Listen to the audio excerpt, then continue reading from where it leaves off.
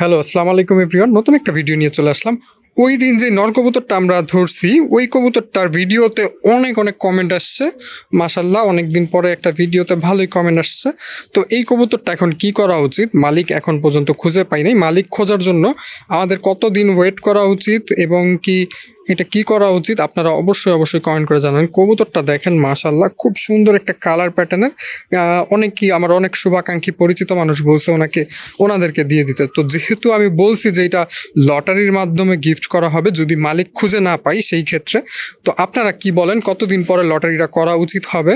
আর এটার মালিকটা খুঁজতে আমরা কতদিন ওয়েট করতে পারি? মাশাল্লাহ, নটটা আমার কাছে অসাধারণ সুন্দর লাগছে। আপনাদের কাছে কেমন লাগছে সেটা অবশ্যই কমেন্ট করে জানাবেন।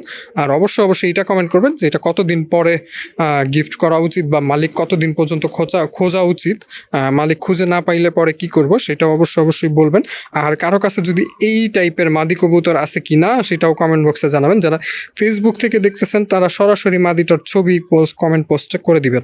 মাশাল্লাহ, কবুতরটা দেখেন অসাধারণ সুন্দর, খায়া দেয়া নাদুস নুদুস হয়ে আছে। আর আপনারা কে এই আগের ভিডিওটা দেখছেন সেটা অবশ্যই কমেন্ট করে জানাবেন। আর যারা আগের ধরার ভিডিওটা দেখেন নাই তারা অবশ্যই এই সাইড দিয়ে ভিডিওটা দেয়া থাকবে, আপনারা দেখে আসবেন। তো আল্লাহ হাফেজ, ভালো থাকবেন, সুস্থ থাকবেন, নিজের এবং নিজের কবুতরের খেয়াল রাখবেন। আর এই কবুতরটার চোখটা দেখেন, মাশাল্লাহ, অসাধারণ সুন্দর একটা চোখের কবুতর। খুব সুন্দর লাগছে কবুতরটা আমার কাছে।